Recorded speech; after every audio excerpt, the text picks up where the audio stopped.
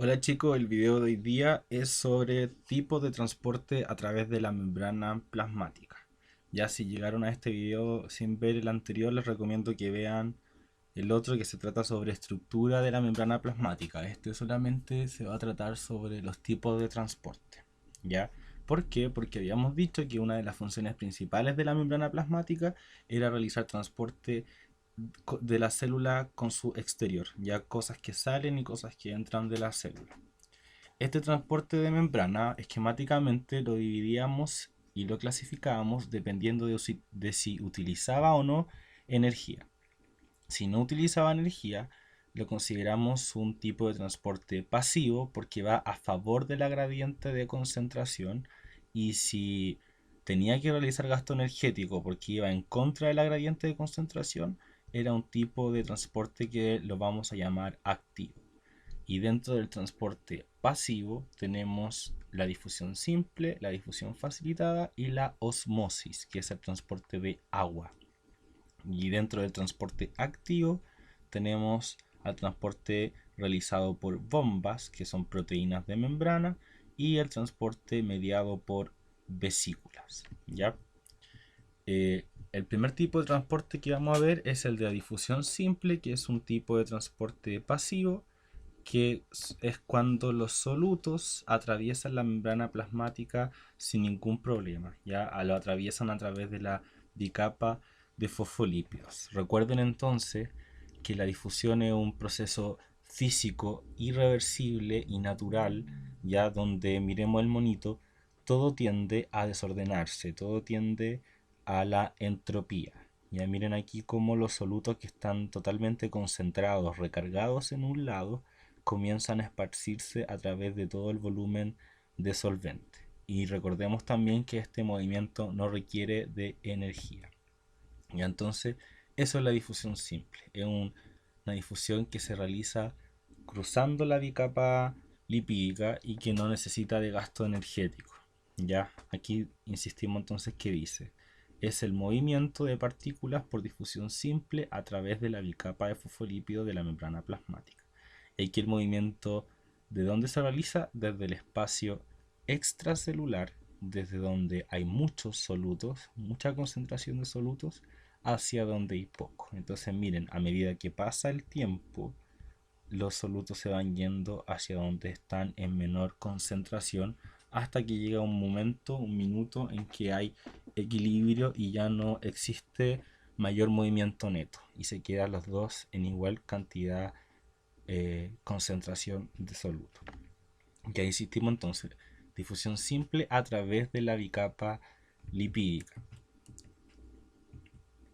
¿Y cuáles cruzan así? Aquí está, es muy importante que tengan en consideración quiénes pueden cruzar a través de la bicapa de fosfolípidos sin ningún problema: sustancias pequeñas, muy pequeñas, independientes si son polares o apolares, y sustancias liposolubles o sustancias que tengan una característica química similar a los lípidos. ¿Por qué? Porque lípido con lípido obviamente no se repelen.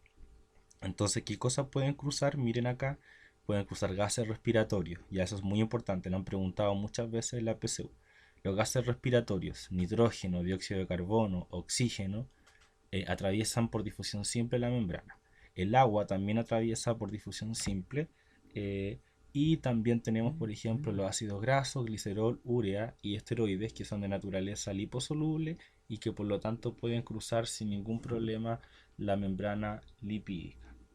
Quienes no pueden cruzar bien o, o por a través de la membrana de fosfolípido, iones, o sea, moléculas cargadas grandes, glucosa, aminoácidos, nucleótidos, no pueden atravesar por difusión simple.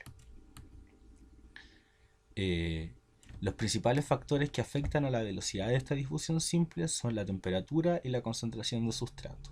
Tienen que tener en cuenta que entre más temperatura entre más temperatura haya, eh, mayor es la velocidad de la difusión simple. ¿Ya? ¿Por qué? Porque a mayor temperatura hay mayor movimiento de las moléculas, como dice aquí, hay mayor energía cinética, entonces la velocidad de difusión es más grande.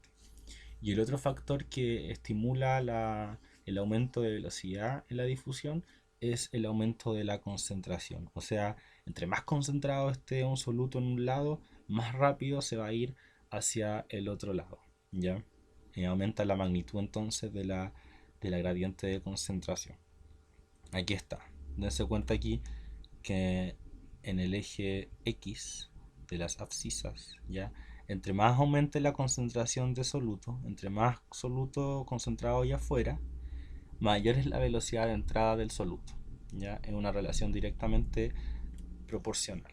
Ténganlo siempre presente. Ahora, decíamos que los iones, que la glucosa, que los nucleótidos y que las proteínas grandes no podían cruzar por difusión simple, no podían atravesar la membrana lipídica. Entonces, ¿cómo lo hacen para cruzar? Lo hacen a través de proteínas integrales, intrínsecas, que funcionan como transportadores o canal, ¿ya? Y a ese tipo de difusión, que también es a favor de la gradiente, que tampoco utiliza energía, pero que sí utiliza una proteína como canal, a ese tipo de transporte se le llama difusión facilitada porque se les facilita el camino. Son las proteínas integrales las que les facilitan el camino. Ya y existen dos tipos de facilitadoras de proteínas integrales. Estas son las proteínas de canal o canales iónicos y las proteínas carriers o permeasas o también simplemente transportadoras. Es importante que se sepan estos dos subtipos de difusión facilitada porque cada una de estas va a transportar a un tipo específico de moléculas y va a funcionar de una manera específica también. Bueno, los canales iónicos, como lo dice su nombre, van a ser los que realizarán la difusión facilitada de los iones. Ya no tiene ningún tipo de dificultad recordar eso. ¿Y cómo funcionan? A través de su abertura y su cierre, ya porque tienen un poro en su centro, es un canal común y corriente, ya y son específicos, o sea, un canal de sodio no va a transportar cloro y así al revés tampoco, ya, entonces son específicos para el tamaño particular de un ion. Y recuerden entonces que para que sea un canal tiene que ser una proteína integral, o sea, que atraviese completamente la membrana lipídica, o si no, no funcionaría como canal. Ya, eso es súper importante que lo tengan en consideración. Entonces, este diagrama les muestra lo que les venía diciendo, que al ser específicos, cada canal obedece al gradiente de concentración del ion que transporta. Aquí tenemos un canal de sodio, uno de potasio y uno de cloro. Y estos se van abriendo y cerrando dependiendo de las concentraciones y dependiendo de otros estímulos. Bueno, y el otro tipo de facilitador de la difusión facilitada son los carriers o las permeasas. Y también obviamente son proteínas integrales, también son específicos, pero no forman un poro, no son un canal que se abre y se cierra simplemente, ya es importante, sino que transportan su sustrato, su soluto, a través de un cambio conformacional de la proteína. O sea, aquí la misma proteína facilitadora, que la llamamos permeasa o carrier, miren cómo cambia su estructura tridimensional para poder transportar un soluto. ¿Ya? O sea que aquí estamos diciendo que el carrier o la permeasa no simplemente se abre y se cierra, no tiene un poro que yo lo tapo o lo abro, sino que tiene que cambiar toda su estructura tridimensional para poder realizar el transporte. Si en el caso del canal iónico transportaba iones, ¿qué es lo que transportan los carriers? Como dice aquí, por ejemplo, la glucosa, aminoácidos, proteínas grandes, etcétera, ¿ya? Pero esos son los más importantes. Bueno, y estos carriers, que insisto, realizan un cambio conformacional para realizar el transporte desde dentro hacia afuera de la célula o viceversa, se puede clasificar de nuevo en tres tipos de transporte por carriers, que son el uniporte, el sinporte y el antiporte. ¿Y esto a qué se refiere? A la cantidad y al modo en que yo transporto los solutos. Un tipo de difusión facilitada mediada por carriers uniporte es cuando solamente se transporta un soluto desde un lado a otro. Uniporte. Uno solo de un lado al otro. En el caso del sin porte, y esto es súper importante, esta clasificación también, es cuando un mismo carrier transporta dos solutos al mismo tiempo. Y esto es importante que lo tengan en consideración porque a alguien le podría estar haciendo ruido el hecho de que hubiéramos dicho que son específicos. Entonces aquí yo les estoy diciendo que transportan dos solutos distintos. Entonces, ¿por qué me dijiste que eran específicos? Es porque este canal, por ejemplo, este transportador permeasa o carriers es específico para este soluto, para el verde, y lo que sucede es que el amarillo pasa colado, ya se aprovecha de la obertura y del cambio conformacional para atravesar. Ya es súper importante que lo tengan presente. Esto existe en las células, en la naturaleza, y es súper interesante. Por ejemplo, en el caso de la glucosa, que dijimos que era transportado por carriers, de repente aprovecha el paso del sodio. Ya imaginemos que este sodio aprovecha el paso de sodio para entrar a la célula. Así que ojo con eso. Pero no se compliquen con las especificidades, solamente tengan en consideración que el simporte es cuando se transportan dos solutos hacia el mismo lado, ¿ya? Y el antiporte, como lo dice su nombre, es cuando eh, se abre y comienza a transformarse el, el carrier y uno sale y otro entra, ¿ya? Para que lo tengan en consideración. Bueno, ¿y cuáles son los factores que cambian la velocidad de difusión en el caso de la difusión facilitada? Aquí también la temperatura, ¿ya? El aumento de temperatura aumenta la velocidad de difusión hasta que la proteína involucrada, o sea, el carrier, se desnaturaliza. O sea, por ejemplo, no me sirve de nada subir hasta 45 grados Celsius la temperatura y aumentar la energía cinética de los solutos porque a una temperatura como esa desnaturaliza la proteína. ¿Qué significa que la proteína se desnaturalice? Es que pierde su configuración tridimensional, ya se destruye, podríamos decir, ¿ya? Y eso significa que no va a funcionar. Así que aumentar la temperatura hasta el infinito no sirve de nada porque va a llegar a una temperatura límite en donde la proteína carrier se va a desnaturalizar, va a perder su función. ¿Y qué pasa con el aumento de la concentración de sustratos? Lo que sucede acá es más o menos lo mismo. Y aquí viene un gráfico. Eh, yo puedo aumentar, imaginemos que acá existe en el eje de X de la abscisa concentración de sustrato. Si yo aumento la concentración de sustrato, habíamos visto que a nivel de difusión pasiva la velocidad aumentaba directamente proporcional. Pero ¿qué va a pasar en el caso de la difusión facilitada? Es que yo aumento la concentración de soluto y obviamente va al principio a aumentar la velocidad de transporte. Pero va a llegar un momento en que esa velocidad se va a mantener constante aquí, en un punto, y la velocidad no va a aumentar más, aunque yo meta y meta y meta mayor concentración de sustrato de soluto. ¿Y por qué va a llegar a un punto límite? Es porque se van a copar, se van a saturar los transportadores. O sea, en dicho forma simple, no van a haber más, no van a haber más transportadores en la membrana. Entonces da lo mismo que yo empiece a meter más soluto, que llegue más soluto, si no van a haber más transportadores disponibles. ¿Ya? Entonces, típica pregunta PSU es ponerles como una X acá, cuando la velocidad se estanca, y preguntarles qué es lo que podría haber pasado. Entonces, la primera respuesta que deberían tener en su mente es decir, pucha, aquí lo que sucedió fue que los transportadores se agotaron, se saturaron, no hay más espacio disponible para que se transporte más cantidad de soluto, ya para que lo tengan presente. Bueno, y el último tipo de transporte pasivo es uno un poquito más especial, que es el transporte del agua, ya que se denomina osmosis. Osmosis entonces sinónimo de difusión simple de agua. El agua no es un soluto, sino que es un solvente, por lo tanto no podremos aquí hablar de que el agua tenga algún tipo de concentración, pero sí vamos a decir que el agua siempre, miren acá en el tercer punto, el agua siempre se mueve siguiendo a los solutos. O sea, el agua se mueve desde donde hay poco soluto hacia donde hay más solutos, ¿ya? Imaginemos que el agua trata de ser una chica popular, entonces siempre va a ir hacia el sector en donde haya más gente, donde se piense que se está pasando mejor, ¿ya? Entonces, recuerden, va siempre hacia un lado con mayor soluto. Aquí está, pues, miren. Yo tengo dos microambientes separados por una membrana que solamente deja pasar agua.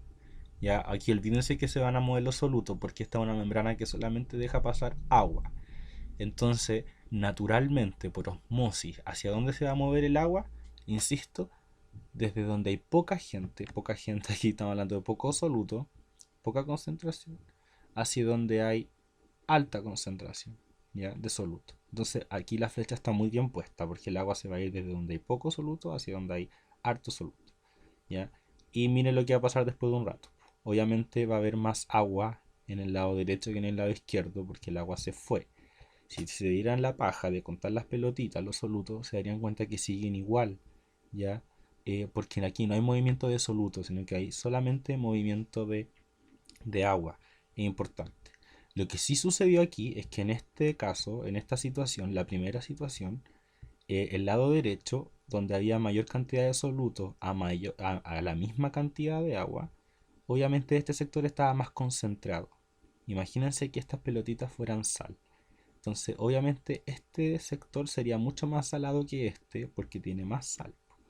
Y entonces el agua se movería en donde está mayor concentración. Pero después de un tiempo, cuando el agua se mueve por osmosis, como aquí ahora hay más agua, esto no va a estar más salado que esto, ya porque aunque este tenga más sal, tiene también más agua, se diluye. Entonces el agua por osmosis se va a mover solamente hasta que haya un equilibrio de concentración. ¿Ya? Es importante el concepto de concentración. No nos interesa la cantidad de solutos, sino que la concentración. O sea, nos interesa ver la cantidad en cierto grado o en cierto volumen de agua. ¿Ya? Y aumentando también la carga conceptual, podríamos llamar, y es importante que se sepan estos nombres, que el lado que tenga menos concentración se le va a llamar lado o medio hipotónico, ya hipo de poco tónico, o sea, poca concentración, y el lado que tiene alta concentración se le va a llamar hipertónico, mucha concentración. Entonces, como ley, para que lo tengan presente siempre, el agua por osmosis siempre se mueve desde un medio hipotónico hacia un medio hipertónico. ¿Ya? Y aquí está el movimiento de agua. Dense cuenta entonces que el agua siempre se mueve desde un medio hipotónico hacia un medio hipertónico. Cáchense que aquí hay, en este lado, en el lado izquierdo, no hay azúcar, que son las pelotas verdes. Y en el lado derecho sí hay azúcar. Entonces, ¿para dónde se va a mover el agua? Hacia la derecha, hacia donde haya más soluto, hacia donde haya mayor concentración. Y por eso después que pase el tiempo, estoy moviendo la silla, quizás se escuche. eh, a medida que pase el tiempo, el agua se va a ir hacia el lado derecho. Ya, entonces, es importante que tengan en cuenta. Esto ya lo hablamos entonces de lo que significa una concentración hipertónica y hipotónica. ¿Qué pasa cuando llegan al equilibrio? ¿Qué pasa cuando están igualmente concentradas? Ahí se denominan medios isotónicos, iso igual. Ya eso es relevante. Y entonces hagamos este ejercicio. Creo que venía uno mejor. Aquí. Ya, ¿qué pasa cuando yo pongo a una célula animal? Por ejemplo, siempre lo hacen con el eritrocito, con el glóbulo rojo. ¿Qué pasa si yo pongo una célula en un medio hipertónico, o sea, en un medio que está con mucha concentración de soluto? El agua va a salir. Ya, insisto, en un medio hipertónico significa que el alrededor de la célula es hipertónico y por lo tanto la célula sería en comparación hipotónico. Y como el agua se mueve siempre desde hipo a hipertónico, el agua saldría. ¿Ya? Y en el caso de la célula vegetal lo mismo. Una célula vegetal en un medio hipertónico significa que está rodeado de un ambiente lleno de soluto y en comparación la célula tendría poco soluto, sería hipotónico. Entonces ahí el agua también sale porque ya sabemos, lo he repetido mil veces, que el agua se mueve desde un medio hipotónico a un hipertónico. Entonces, cuando a una célula animal le ocurre esto, cuando se encuentra en un medio hipertónico, a eso se le denomina crenación. Y la célula se arruga, como ven acá, y llega a morir. ¿Ya? En cambio, una célula vegetal, cuando le ocurre lo mismo, o sea, cuando está en un medio hipotónico, decimos que ocurre plasmólisis. ¿Ya? ¿Y qué es la plasmólisis? Es que el cuerpo de la célula se separa de la membrana, de la pared celular. Recordemos que la célula vegetal tiene pared, ¿ya? Y por lo tanto, toda la célula al perder agua se achica la vacuola y se aleja su membrana plasmática de su pared. Y miren, queda aquí. Y todo esto queda vacío. Ya ojo con eso. En un medio isotónico está todo normal, es todo bonito, entra y sale agua a la misma cantidad porque están en la misma concentración, son isotónicos, nos da lo mismo. ¿Qué pasa en un medio hipotónico? ¿Qué pasa si yo pongo a una célula animal en un medio con poca cantidad de agua? El agua va a entrar, ¿ya? Perdón, con poca cantidad de soluto el agua va a entrar. ¿Por qué? Porque en un medio hipotónico la célula se convierte en comparación en un medio hipertónico. Entonces el agua en este caso se mueve desde afuera, desde el medio hipotónico hacia el medio hipertónico. Y a eso se le llama citólisis, ¿ya? Por eso dice que está lisado, citólisis. Y en cambio una célula vegetal, cuando le entra agua, porque está en un medio hipotónico, la vacuola se hincha mucho y aquí existe lo que se denomina presión de turgencia. Y esto es lo que mantiene a las plantas erectas. Así que es súper importante. Podríamos decir que en un medio hipotónico la célula vegetal sobrevive y la célula animal lo más probable es que muera reventada. ¿Ya? Para que lo tengan en consideración. Aquí lo mismo, pues aquí estaba como un zoom para si alguien estaba medio perdido. Tengo una célula, ojo aquí, intracelular, en un medio hipertónico que sería el extracelular. O sea, ¿dónde hay más concentración? Afuera. Medio hipertónico significa que el afuera, el medio ambiente, está con mucho soluto. Entonces en este caso el agua sale, ya porque se mueve de un medio hipo hacia un medio hipertónico. Y en el medio hipotónico al revés. En un medio hipotónico significa que el medio ambiente tiene poca concentración y el interior de la célula, el intracelular, tiene alta concentración. Así que aquí el agua se mueve hacia adentro. Ya para que tengan en cuenta esa situación. Es súper fácil en verdad y ustedes se confunden porque no recuerdan a qué se le considera medio. Ya medio siempre considero el afuera, no el adentro de la célula. ¿Ya? Y aquí lo mismo. Aquí las células están hinchaditas porque debe estar en un medio hipotónico y aquí están crenadas, arrugadas porque deben haber estado en un medio hipertónico. Y aquí está. Células plasmolizadas son las células que perdieron agua y por lo tanto, miren, la célula como tal se fue hacia el centro y la pared quedó por fuera, ¿ya? Y en cambio aquí tenemos células turgentes, o sea, súper hinchadas, o sea, la vacuola reemplazó casi la mayor cantidad de volumen de toda la demás célula. Y eso con respecto al transporte pasivo. Ahora, el transporte activo es el transporte que iba en contra de la gradiente de concentración y que realizaba gasto energético, gasta ATP. ¿Ya? Y el primer tipo de transporte activo era el mediado por bombas. Bombas que eran proteínas integrales que atravesaban la membrana lipídica. Estas bombas, como las anteriores, también son específicas para un sustrato y recuerden que la mayoría de las veces utiliza la fuente de energía de ATP. ¿Existe otra fuente de energía? Sí, pero la mayoría de las veces es ATP. ¿Cuál es la bomba más famosa? Es la bomba de sodio-potasio, que es esta. ¿Ya? Entonces, como bomba, va a utilizar energía, por eso aquí sale el ATP, utiliza energía. Y como bomba también lo que va a hacer es transportar solutos en contra de la gradiente de concentración. Y la bomba de sodio-potasio, ¿qué soluto transporta? Sodio y potasio, como lo dice su nombre. ¿Y cómo los transporta? Lo hace así. Elimina, o sea, no es que elimine, sino que transporta 3 moléculas de sodio hacia el extracelular, o sea, los saca y mete 2 moléculas de potasio. Y entonces el sodio para adentro, perdón, el sodio para afuera y el potasio para adentro. Y miren el orden también.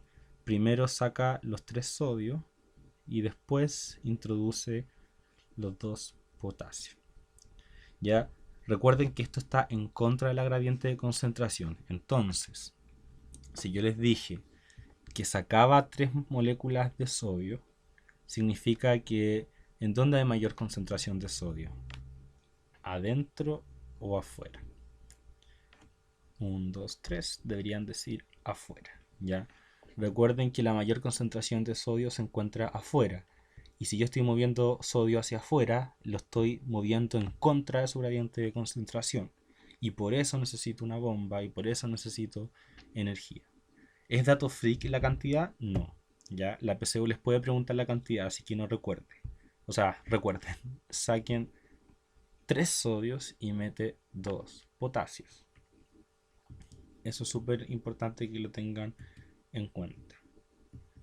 Bueno, aquí recuerdan lo que les contaba yo, que la glucosa era súper patuda y realizábamos importe con el sodio. Eso es lo que está explicando acá, ¿ya? Pero es una cuestión que no me interesa explicar ahora, ¿ya? ¿Por qué? Porque lo que estábamos viendo era el transporte activo.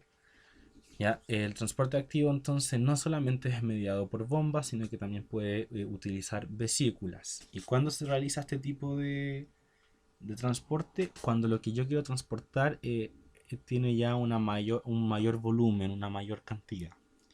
¿Ya? Entonces si yo introduzco cosas a través de la formación de vesículas, como este primer monito, miren cómo introduzco una gran cantidad de soluto a través de la formación de una vesícula. A eso se le llama endocitosis, endo hacia adentro. Y cuando yo quiero sacar una gran cantidad de moléculas a través de una vesícula, miren cómo aquí la vesícula se dirige a la membrana límite y elimina cosas, a eso se le llama exocitosis, exo de hacia afuera. ¿Ya? Y dependiendo, ahora, no de la dirección, ¿ya? Sino que dependiendo del contenido de lo transportado, yo lo divido en pinocitosis y fagocitosis, ¿ya? La pinocitosis se dice que es cuando lo que se mueve es algo acuoso, cuando está en solución, ya cuando hay una gran cantidad de soluto disolvente. Y cuando yo trato como célula de eliminar o de introducir material sólido, y aquí dice por ejemplo material grande como bacterias, ahí utilizo un proceso de fagocitosis, ¿ya? Entonces recuerden, la endocitosis, pinocitosis, contenido acuoso, fagocitosis, contenido sólido, ¿ya? Y aquí, bueno, hay un dato que es mayormente freak, como le digo yo, que es que existe un tipo especial de endocitosis que se denomina endocitosis mediada por receptor, que es que yo necesito primero que exista un receptor de membrana que me dé eh, el empuje, el impulso, la información para que se forme la vesícula, ¿ya? Pero eso también es como un dato que el DEMRE como tal no da pregunta. Ya bueno, y aquí tienen un proceso de fagocitosis, si se dan cuenta que hay una partícula sólida que se trata de introducir por endocitosis. Y aquí en el segundo monito tenemos un proceso de pinocitosis, porque aquí lo que se introduce es una solución acuosa. Y finalmente aquí tenemos el tipo de endocitosis mediada por receptor, en donde primero tiene que haber un receptor que ayude a la conformación de la vesícula, ¿ya? Para que lo tengan en cuenta. Bueno, y la exocitosis, por su parte, que es sacar cuestiones desde la célula hacia el exterior, puede ser constitutiva o regulada dependiendo si necesita o no de una señal. De una señal desde afuera, un estímulo que le diga, oye, por favor, realiza exocitosis, ya, pero eso también se constituye como un dato más bien freak. La idea es que ustedes sepan entender, diferenciar que el transporte de vesículas puede ser hacia adentro, endocitosis, y en ese caso sería pinocitosis o fagocitosis, y que se realiza hacia afuera, que en ese caso sería exocitosis. Una exocitosis que es una vesícula que elimina cosas, que obviamente va a estar compuesto o hecha por qué organelo, por el aparato de Golgi. ¿Por qué? Porque comentamos que el aparato de Golgi sintetiza todas las vesículas del cuerpo. Y eso chicos, ojalá les haya gustado. Cualquier pregunta lo hacen por los comentarios y estudien, vean el video, lean libros, lean guías, hagan ejercicio, sobre todo hagan ejercicio, vean los modelos del DEMR. Ya, eso, nos vemos.